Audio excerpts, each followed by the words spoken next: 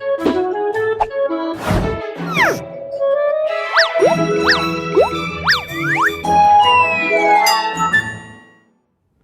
sejahtera dan salam bahagia pelajar-pelajar sekalian. Apa khabar anda di luar sana? Cikgu sangat berharap anda semua sihat walafiat. Terima kasih kerana masih menonton ITTV, saluran pendidikan anda. Saya Cikgu Siva Ramana untuk mengajar subjek ekonomi tingkatan 5.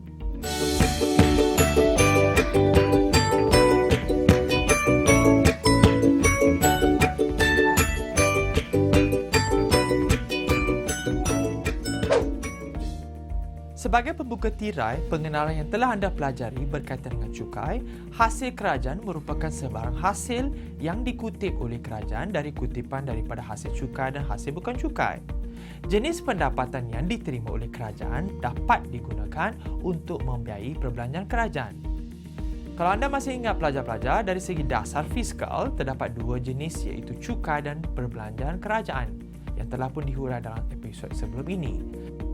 Berdasarkan kepada sumber hasil kerajaan, pelajar-pelajar dalam episod sebelum ini telah pun cikgu terangkan bagaimanakah hasil cukai diperolehi, iaitu cukai langsung dan cukai tidak langsung. Pelajar-pelajar sekalian, berdasarkan kepada pengenalan itu tadi, sebenarnya anda telah pun mempelajari. Ia adalah memberikan satu imbasan kembali supaya anda boleh mengaitkan kepada apakah topik yang kita akan pelajari pada kali ini. Kerana topik pada kali ini adalah berkaitan dengan apakah jenis-jenis ataupun kategori yang dipanggil kesan cukai. Maka di sini perlulah anda tahu apakah jenis cukai yang dikenalkan. Maka seperti yang telah cikgu huraikan dalam episod sebelum ini, cukai dapat dikaitkan dengan hasil cukai dan hasil bukan cukai. Tetapi persoalannya, bagaimanakah cukai ini dikira? Apakah kadar ataupun peratusan yang digunakan? Maka di sini dalam topik ini, cikgu akan terangkan jenis-jenis cukai ataupun dipanggil kategori cukai yang boleh diklasifikasikan dalam cukai tersebut. Mari kita lihat huraian seterusnya. Pelajar-pelajar sekalian, telah pun cikgu sedia huraikan berkaitan dengan jenis-jenis cukai. Maka, mana-mana jenis cukai ini akan dikategorikan atau pentafsiran kategori cukai terdapat 3, iaitu jenis cukai progresif, regresif dan berkadar malar. Di antara 3 jenis kategori cukai yang boleh ditakrifkan dalam mana-mana jenis cukai. Jenis cukai yang pertama, progresif. Semakin tinggi pendapatan, semakin tinggi jumlah cukai yang dibayar. Berdasarkan kepada carta yang dilihat pelajar-pelajar, graf yang ditunjukkan ini melibatkan mengalir ataupun mengarah ke atas dari kiri ke kanan yang membandingkan di antara peratusan cukai dan jenis pendapatan. Dengan kata lain, semakin tinggi pendapatan seseorang individu ataupun pendapatan, semakin tinggi cukai yang perlu dibayar. Ini dipanggil jenis cukai progresif. Jenis cukai yang kedua ataupun kategori cukai yang kedua dipanggil regresif. Berbeza pula dengan jenis pendapatan progresif, regresif selalunya berkaitan dengan semakin tinggi pendapatan, semakin rendah cukai yang dibayar. Ia sebagai contohnya airport tax ataupun dipanggil cukai airport.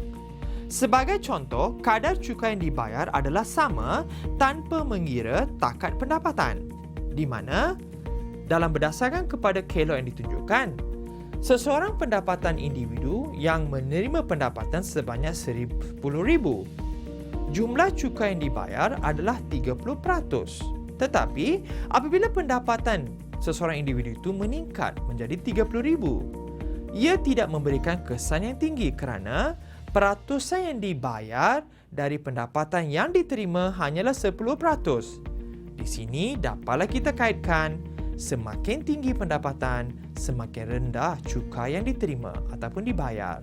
Ia bersifat mencerun ke bawah dari kiri ke kanan. Tetapi apabila mengira jumlah yang dibayar dari jumlah pendapatan, selalunya mereka yang berpendapatan tinggi membayar cukai yang rendah berbanding mereka yang berpendapatan rendah. Pelajar-pelajar sekalian, terdapat dua perbezaan yang paling ketara di antara cukai jenis progresif dan regresif. Progresif Semakin tinggi pendapatan, semakin tinggi cukai yang perlu dibayar. Berbeza pula dengan cukai jenis regresif. Semakin tinggi pendapatan, semakin rendah cukai yang dibayar. Sebab itulah cikgu telah tunjukkan berdasarkan kepada kedua-dua jenis skelo. Satu, mencerun dari kiri ke kanan, ke atas. Dan satu lagi mencerun ke bawah dari kiri ke kanan. Dua perbezaan yang sangat ketara di antara progresif dan regresif. Sekarang, mari kita lihat pula jenis kategori cukai yang ketiga, iaitu cukai yang berkadar malar. Berkadar malar. Kadar cukai yang dibayar adalah sama tanpa mengira takat pendapatan. Sebagai contoh, GST, Government Service Tax, di mana sama ada untuk semua rakyat tanpa mengira takat pendapatan, mereka perlulah membayar peratusan yang sama, sebagai contoh 6% ataupun 5%.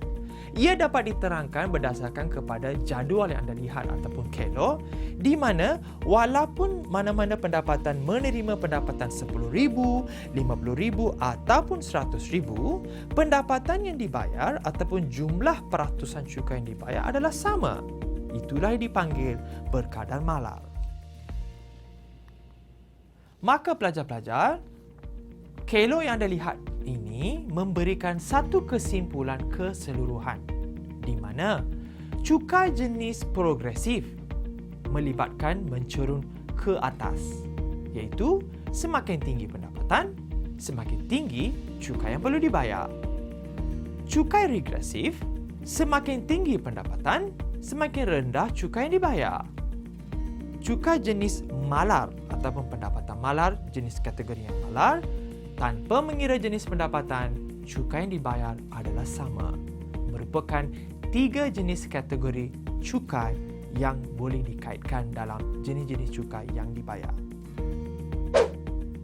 Pelajar-pelajar sekalian, bagi memberikan pengetahuan yang lebih mendalam, aspek ini melibatkan pengiraan. Cikgu akan tunjukkan sekarang bagaimanakah cara untuk mengira ketiga-tiga jenis cukai, iaitu berkadar regresif, progresif dan malar, memberikan pengetahuan yang lebih mendalam, dan juga kita akan lihat bagaimanakah ketiga jenis kategori cukai ini memberikan perbezaan ataupun dari segi kebaikan dan juga keburukannya.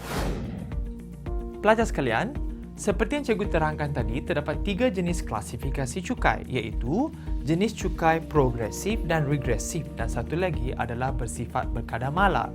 Bagi membezakan apakah ketiga-tiga jenis cukai tersebut ataupun klasifikasi ini, kalau anda lihat progresif yang telah cikgu huraikan tadi, semakin tinggi pendapatan, semakin tinggi cukai dikenakan.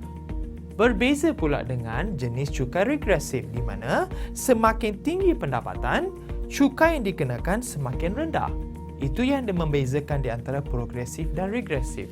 Selalunya, kelok kalau dilukis progresif bersifat sebegini, di mana semakin tinggi pendapatan, semakin tinggi cukai dikenakan.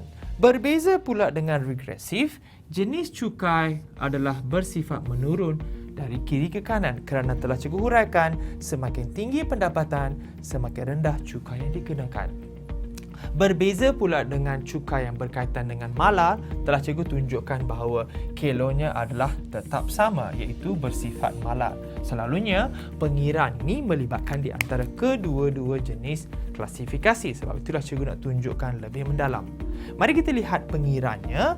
Kalau anda lihat, anda perlu mengambil kira bagaimana mengira jumlah pungutan cukai di sini. Maka anda akan mengambil nilai RM10,000 dikali dengan 0.2. Maka jumlah cukai yang akan dipungut adalah RM2,000. Maka anda perlu meneruskan sekiranya pendapatan meningkat kepada RM20,000, maka pungutan cukai di sini menjadi RM8,000. Dan seterusnya, sekiranya pendapatan contoh RM30,000 pelajar-pelajar, pungutan cukai adalah 0.6%, maka menjadi RM18,000. Maka di sini apa yang anda lihat?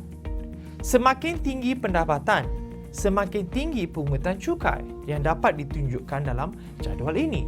Maka jelaslah apakah yang ditunjukkan dalam kelo ini tepat, ya pelajar-pelajar, iaitu mencerun ke atas dari kiri ke kanan.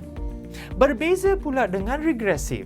Mari kita lihat apakah nilai tersebut. Pelajar-pelajar, apabila 10,000 dikali dengan 0.5, maka nilai pungutan cukai adalah 5,000. Kemudian, pendapatannya meningkat menjadi 20,000 dikali dengan 0.400. Ataupun kalau anda lihat, pungutan cukai dari 5,000 akan menjadi 8,000. Walaupun pungutan cukainya meningkat, tetapi apa yang anda perlu membezakan di sini adalah dari segi peratusan cukai. Sudah pasti nilai pungutan cukai mestilah besar kerana di sini pendapatan individu tersebut telah meningkat. Dan seterusnya, daripada 30,000 dikali dengan 0.3, maka nilai pungutan menjadi 9,000. Maka di sini, apakah yang dapat dikategorikan adalah apabila pendapatan meningkat, peratusan cukai meningkat. Ia merupakan satu di antara kebaikan jika mengamalkan cukai jenis progresif. Ini kerana bagi individu yang mempunyai pendapatan yang tinggi, sebagai contoh 30,000, cukai yang perlu dibayar adalah 18,000. Adalah baik berbanding dengan mereka yang berpendapatan rendah hanya perlu membayar cukai yang rendah. Sebab itulah salah satu kebaikan cukai jenis progresif ini adalah dapat merapatkan jurang perbezaan pendapatan. Berbeza pula dari segi regresif. Sebagai contoh GST, sebagai contohnya, walaupun jumlah cukai yang perlu dibayar oleh seseorang individu adalah sama sebagai contoh 6%, tetapi bagi mereka yang berpendapatan 10,000, 6% daripada pendapatan mereka adalah tidak begitu besar. Berbanding dengan mereka yang perlu berpendapatan 30,000, jumlah cukai yang perlu dibayar adalah 9,000 berdasarkan kepada peratusan yang diberi. Maka di sini, semakin tinggi pendapatan, semakin rendah cukai yang perlu dibayar. Maka di sini, kalau kehendak soalan untuk mengetahui jenis cukai ataupun klasifikasi manakah yang dapat merapatkan jurang pendapatan negara adalah progresif. Dan untuk pendapatan pelajar-pelajar, negara kita mengamalkan jenis cukai klasifikasi progresif di mana cukai pendapatan yang dikira dari segi untung ataupun pendapatan digunakan dengan cara progresif di mana seseorang individu yang mempunyai pendapatan tinggi perlu membayar lebih pendapatan ataupun cukai berbanding mereka yang berpendapatan rendah. Maka di sini dapat dikategorikan 3 jenis cukai ataupun klasifikasi cukai iaitu progresif, regresif dan juga malah. Pelajar-pelajar sekalian, telah pun kita sampai ke penghujung rancangan. Seperti biasa, cikgu sediakan soalan untuk memberikan pengetahuan yang baik. Mari kita lihat apakah soalannya. Berdasarkan pengetahuan cara klasifikasi cukai, jenis cukai manakah yang sesuai dilaksanakan untuk mengurangkan jurang pendapatan antara masyarakat? A. Progresif, B. Regresif, C. Berkadar malar. Pelajar-pelajar sekalian, kehendak soalan ini adalah untuk memastikan bagaimana mengurangkan jurang pendapatan antara masyarakat di mana jurang pendapatan di sini merujuk kepada yang kaya dan miskin pendapatannya tidak terlalu ketara. Maka sudah pasti jawapannya A. Progresif. Ini kerana semakin tinggi pendapatan, semakin banyak cukai yang perlu dibayar. Ia merupakan satu sistem cukai yang adil, membolehkan orang yang mendapat pendapatan yang tinggi membayar cukai yang lebih. Berbanding dengan yang miskin, boleh membayar cukai yang rendah ataupun tiada cukai. Baiklah pelajar-pelajar sekalian, kita sampai ke penghujung rancangan. Cikgu sangat berharap segala ilmu yang telah cikgu tunjukkan dan pengiraan tadi memberikan pengetahuan yang baik dan memudahkan proses pembelajaran anda. Sehingga kita berjumpa lagi pada episod yang akan datang. Salam ceria dan jumpa lagi.